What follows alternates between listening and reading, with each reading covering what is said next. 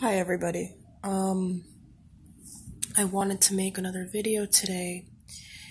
It's actually a continuation of my previous video about what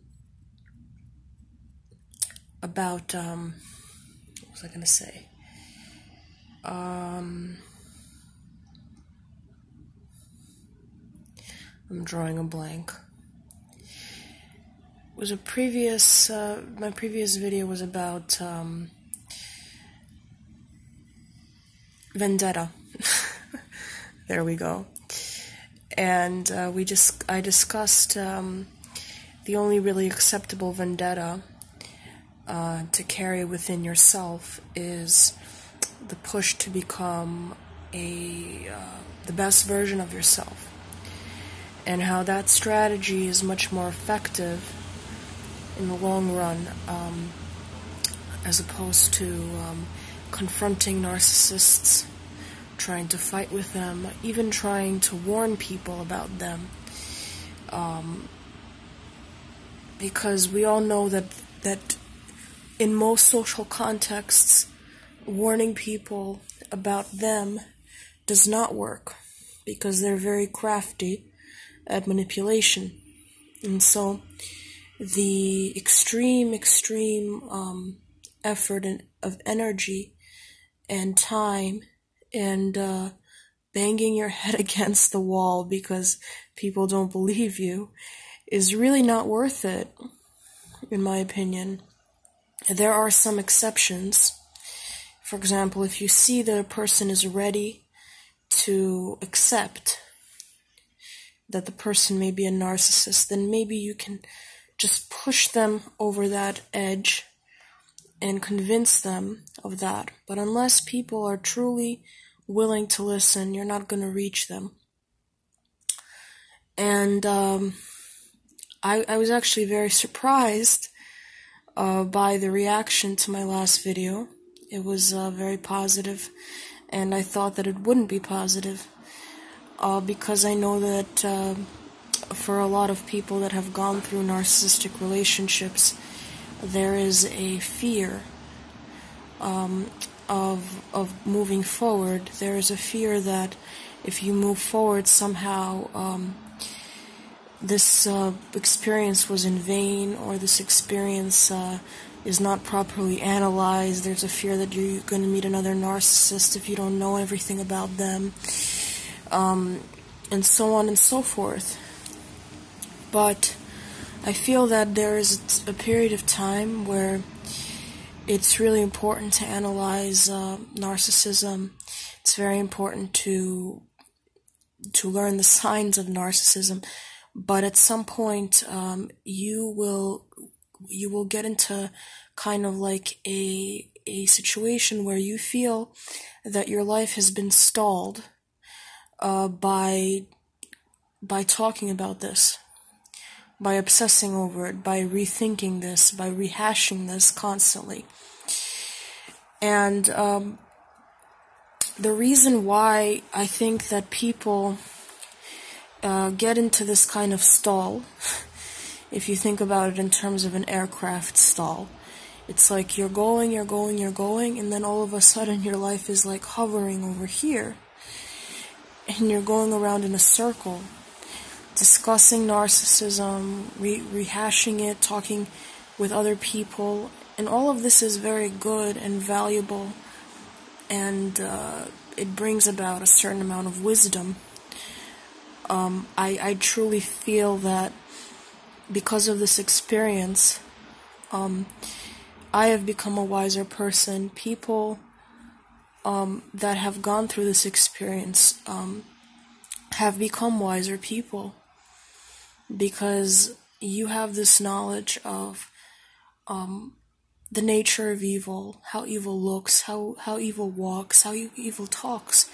And you could really use that for the rest of your life. And it's very important to not be naive. Having said that, there is a problem with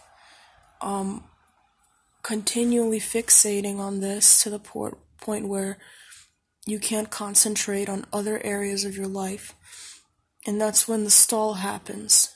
So if you are reading a book, if you are going to a job interview, if you are crossing the street and all you're thinking about is narcissism, and you're not present in the moment, that's the issue. And that needs to be a problem for you in order for you to fix it. Because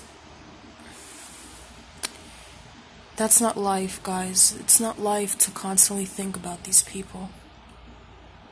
And it takes a long time to get to this point, I know from personal experience, but it gets to the point where they have to become less interesting to you than yourself.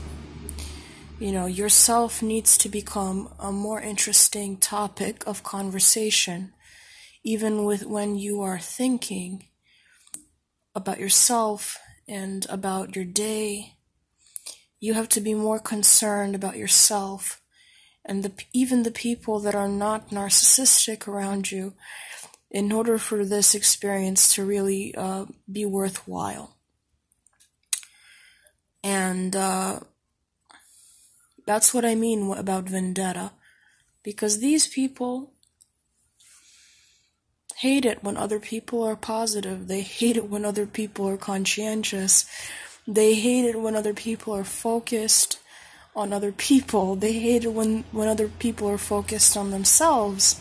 They hate it when anything positive happens to you. And that's what you have to understand, is like you're dealing with a completely different animal to you. So if you are fighting with them, and if you are trying to convince them of something, and if you are trying to get into their head and show them how immoral they are, what you're really doing is you're projecting your own thought process onto them, in a way, because you know that you would be very upset if somebody shamed you or made you feel as though you're not moral. And so you assume that the narcissist will have an awakening, and you want them to have that awakening. You want them to understand how horrible they are, how their life is empty, how they have some sort of other potential that they can unlock, potentially, if they just stop being this cruel and stop destroying things instead of creating things. But you're dealing with a different animal altogether. You're dealing with a person that has completely different motives to everybody else you've ever met. You're not going to hurt them by becoming incensed, by becoming livid, by becoming preoccupied. None of this will touch them. And even when you're cursing at them and telling them that they're narcissists, that's even if in your mind that's the truth, and you're giving them the truth, they don't care for that truth. All they care about is the reaction, the sucking out of your energy level. That's the motivation. So if you understand their motivation, then it's much easier to deal with them, because now you're armed with their motivation, and then you can truly make a difference and truly drive them crazy, because you know what motivates them. And what motivates them is a reaction with your stress, your insanity, your loss of control, your loss of composure. And that's why you have to put all of that energy that you're throwing at them and put it back within yourself, and put it back within the rest of humanity. The rest of humanity that is not demonic. And I know that's a very difficult task to do, because on some level you feel that if you put energy into yourself or other people, you will be betraying the narcissist. because that was their main goal. That you don't see other people, you don't react to other people, that you assume that everybody else is like them, or similar to them, or have similar motives to them. Because that way, their aura, their ghost, can follow you in all of your human interactions. So anytime you start feeling misanthropic, and you feel that everybody is the same, that people are corrupted, that nobody has values, that nobody has honor, dignity, you're basically replicating your relationship with a narcissist in other human relationships. You're assuming that a person that has dignity, that has faith, that has kindness, has some element of the narcissist in them. So that's what I've basically, the conclusion that I've come to. It's very difficult to work in these environments because you have to be in constant guard, which is why if you ever end up in a narcissistic work environment where the narcissist has power, it's very important to leave that work environment, because the feeling of drain is very real, and the feeling of just destruction. It's like your life has to be a constant creation of something.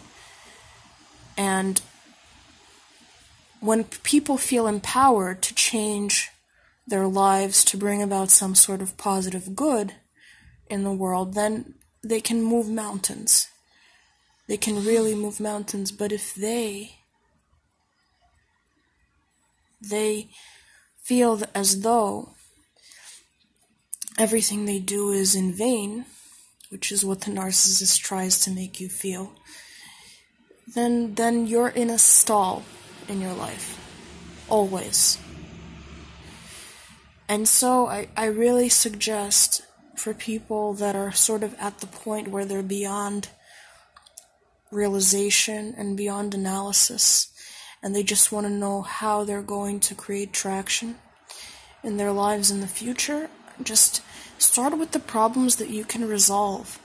You can't resolve them. There's no way that you can resolve them. It's like trying to resolve a bomb. The closer you get, the more the probability that the bomb will go off. And so that's my advice to you. And some people have been commenting on my videos and asking me why I took some of them down. It's because I want to, first of all, I want to depersonalize this channel. I don't want to put all the personal details up as I did before, and I have my own reasons for that, because lately a lot of things have been happening in my life that are very positive. And I feel like that period of reflecting on how the narcissist directly affected me is sort of over with. And it's a personal decision. I'm sorry if I'm offending other people that are maybe in this community, but it's just a decision that I had to make. And I was really surprised by the positive response to my previous video, and that just shows that there are people that want to really put this behind them, that are ready to put this behind them. So my videos are going to be more depersonalized and more focused on self-improvement and growing energy levels. Increasing your mental well-being. Anyway, take care. Bye. Kisses.